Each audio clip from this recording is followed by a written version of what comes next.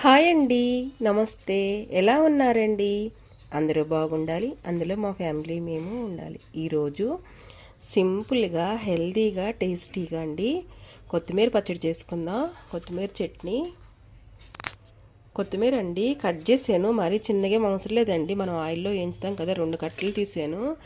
కట్టలుగా కట్ చేయవాకండి, ఇడివిడిగా తీసి ఒక్కొక్క రెమ్మ చూసుకుని కట్ చేసుకోండి. కట్టబాటునే కట్ చేయవాకండి అండి, మంచిగా క్లీన్ చేసుకుని కట్ చేసుకోండి. ఏ ఆకుకూర అయినా సరే కట్ట ప్రకారం కట్ చేయకూడదండి. ఓపెన్ చేసి ఒకటొకటి తీసి చూసుకుని ఇట్లా కట్ చేయాలి. వీటిలో కావాల్సినవి పచ్చిమిర్చి అండి. పచ్చిమిర్చి అంటే ఇన్ని పట్టవండి, అంటే కారం ఎక్కువ ఉంది. ఇవి పెట్టాను. నీటిలో కావాల్సింది ఎల్లిగడ్డ, టమాటా, మినపప్పు, ధనియాలండి, రాక్ సాల్ట్, ఇది జీలకర్ర. ఇవన్నీ వేయించుకుని, రాక్ సాల్టే వాడండి చట్నీలోకి. ఇవన్నీ వేసుకుని మనం పచ్చడి ఏంటో చూద్దామండి ఎట్లా చేయాలో. అయితే మొన్న మా ఫ్రెండ్ కూడా అడుగుతున్నారు, పింక్ సాల్ట్కు బీపీ రాదంట, నిజమేనని అడుగుతున్నారు. కాదండి, పింక్ సాల్ట్ ఈ సాల్ట్ 2 ఈక్వల్గా వాడాలి. అంటే పొద్దునపూట మనం పింక్ వేసుకున్నాం అనుకోండి, సాయంత్రం మనం వైట్ వేసుకోవాలి, రాక్ సాల్ట్ ఇట్లా. లేదంటే అది సగం ఇది సగం మనం మిక్సీ వేసుకుని కలిపి పెట్టుకోవచ్చండి. పింక్ సాల్ట్ వల్ల బీపీ తగ్గుతుంది అని అంటారండి, అది నిజం కాదు. కానీ ఉప్పు మట్టుకు తగ్గించుకోవాలండి. మనం ఇవన్నీ వేయించుకొని చూద్దాం. స్టవ్ అంటించుకుందామండి. ఆయిల్ ఏం అవసరం లేదు, వేయించుకుందామండి.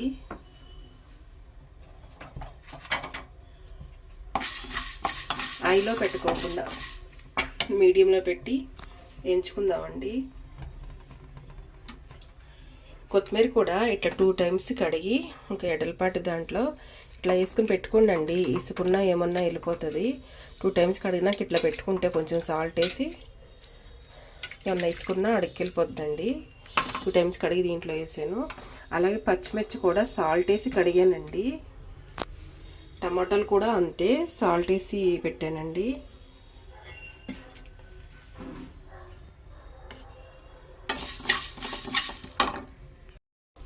వేగిపోయినాయండి.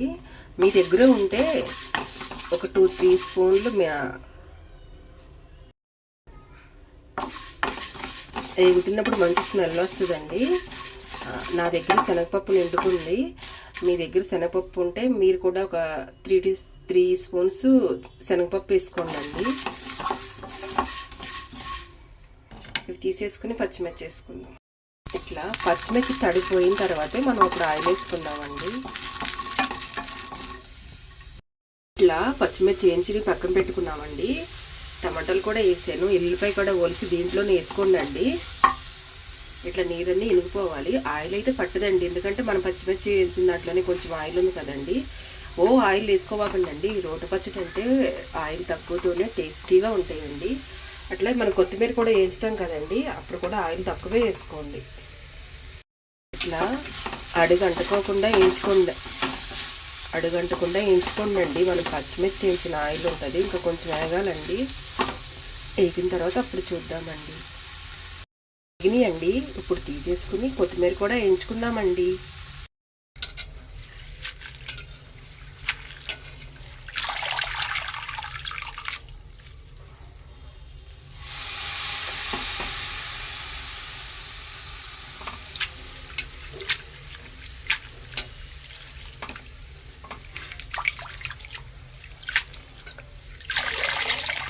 ఇడ్లీలోకి, దోశలోకి, అన్నంలోకి, చపాతీలోకి అన్నిటిలోకి బాగుంటుందండి.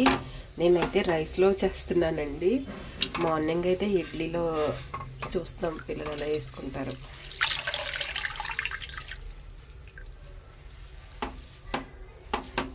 ఇట్లా నిదానంగా వేయించుకుందామండి.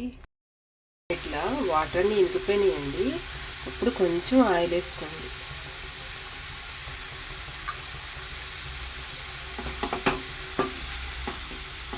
ఇప్పుడు మంచిగా ఆయిల్లో వేగినట్టు ఉంటుందండి. లాస్ట్లో వేసుకుంటే అడగంటున్నాగా.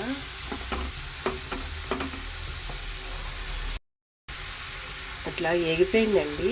మనం తీసుకుని చల్లగా అయినాక మిక్సీ వేసుకుందామండి. ఫస్ట్ మనం వేయించి పెట్టుకున్నాం కదండి, ఇవి మిక్సీ వేసుకుందాం. సాల్ట్ వేసి, రాక్ సాల్ట్ వేసి అలాగే జీలకర్ర కూడా అండి.